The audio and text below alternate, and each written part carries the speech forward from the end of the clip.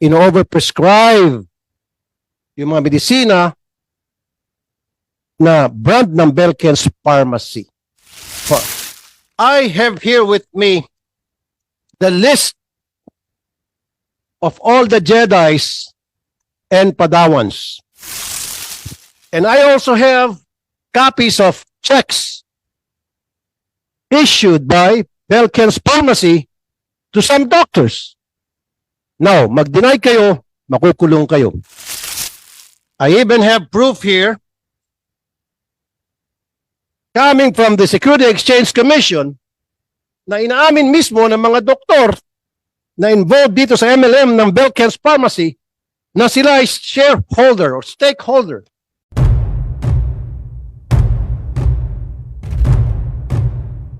Maraming salamat, Mr. Chair.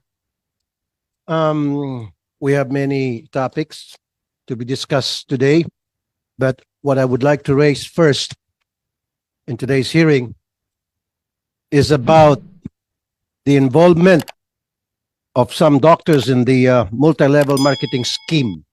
At yan po ang naging laman ng aking privilege speech yesterday and same as Senator Jinggoy Estrada. Ang tanong, is it illegal? No, not yet. Is it unethical? Of course, under the Code of Ethics of the Philippine Medical Association. I did say na hindi to illegal sapagkat wala pa tayong batas patungkol dyan. Like what Senator Bongo earlier did mention. Unlike sa US na meron tinatawag na Stark Law, dito sa atin wala. Kaya walang problema ang mga doktor ma-involve sa tinatawag na conflict of interest. Maalala ko during the last hearing, Secretary Ted Herbosa himself said, siya mismo and some doctors that he knows, na hindi sila nagreseta ng generic brand sapagkat ang generic daw ay ilan sa mga gamot na yon ay hindi mabisa. Kaya ang reseta daw nila ay mga branded medicines. Now, ano po itong Belken's Pharmaceutical Incorporated? This is a big company being run by doctors, owned by doctors. Right there, makikita natin yung conflict of interest. Ito po masaklap. Sila po, itong mga doktor na miyembro nitong Belken's Pharmacy MLM, kung tawagin ay Jedi at Padawan, nagreseta ng gamot, especially sa cardiology department, na ang brand, of course, ay kinikerry ng Belken's Pharma. Ang matindi at nakakatawa, ilan sa mga doktor ay merong mini pharmacy sa kanilang mga clinic na magreseta sila ng mga gamot nandyan na mismo sa loob ng clinic nila, of course, brand ng Belken's Pharmacy. Sasabihin na wala ito sa ibang butika, dito lamang ito mabibili. Of course, may komisyon yung doktor na nagreseta niyan. Isa pang masaklap dito, kahit na hindi kailangan ng pasyente, resetahan, I'll give you an example. Pupunta ang isang pasyente, may problema sa puso, nagpa-check up. So, the doctor will prescribe medicine para sa heart, para sa maintenance.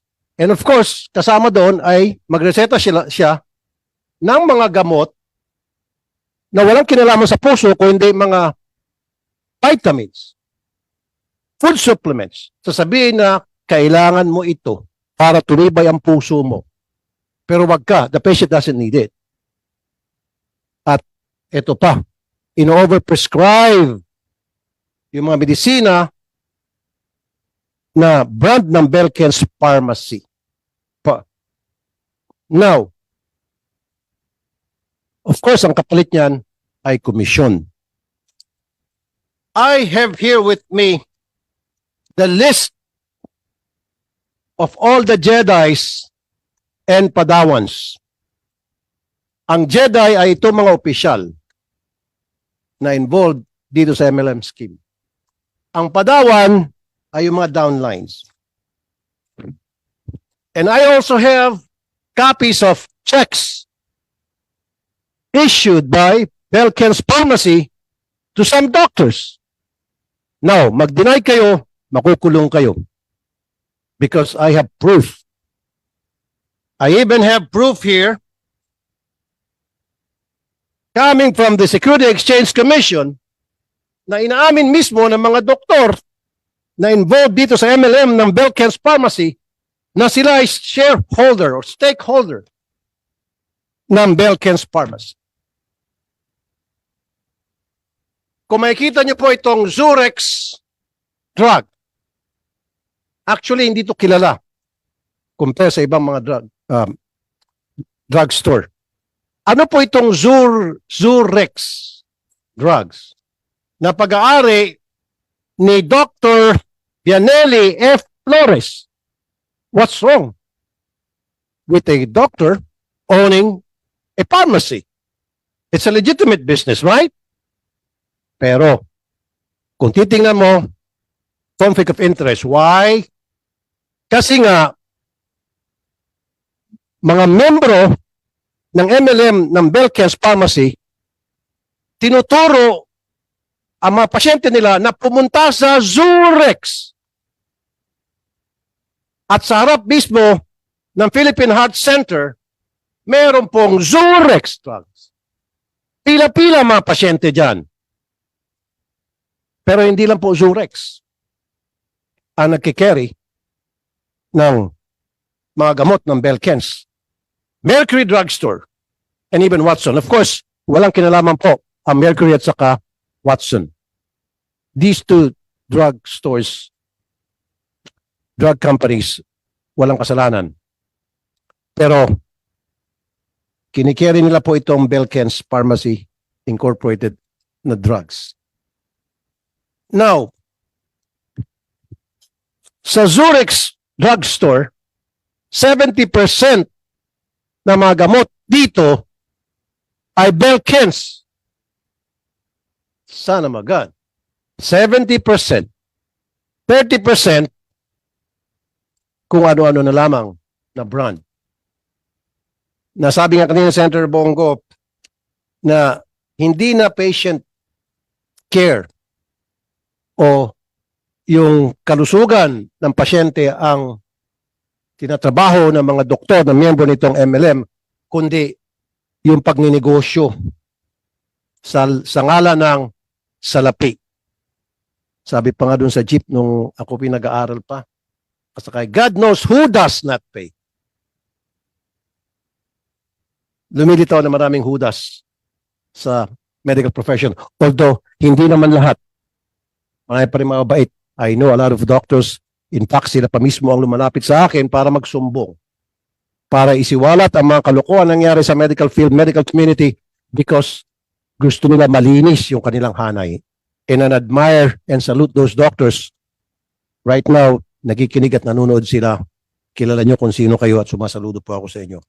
Pero we have to go after these doctors, Mr. Chair, na nakakahiya sa medical profession. Lastly, itong gagawin natin hearing. Of course, ang bagsak nito sa PRC. Meron ba tayong taga-PRC dito? Gunaw na ang mundo yung mga kaso laban sa mga medical practices ng mga doktor na final ng mga pasyente, nakabinbin pa rin. I'm just being sarcastic. Ang ibig ko sabihin, diyan kayo sa PRC, inuupuan nyo ang mga kaso. The only time na umaksyon kayo pag doktor nagsampa ng kaso against a doctor, doctor to doctor, lumulundag ang mga puwit nyo. Pero kung pobreng pasyente na biktima ng malpractice, upuan nyo ng dekada-dekada. Mamaya, sagutin nyo yan. Mamaya, marami akong hingin listahan sa inyo. Mabubulgar ang katamaran ninyo yan sa PRC. Mabubulgar ang pagiging inutil ninyo. I'm sorry for the word. Kasi ito po yung naramdaman ko. Ang dami ko na pong natatanggap ng mga reklamo mula sa mga pobreng pasyente na biktima ng medical practice. Mostly from public hospitals na nagsampa ng kaso sa PRC pero nababaliwala at inuupuan. Yan lamang muna, Mr. Chair. Mamaya, pa po ang katanungan. Salamat po, Mr. Chair. Salamat, Senator Tulfo.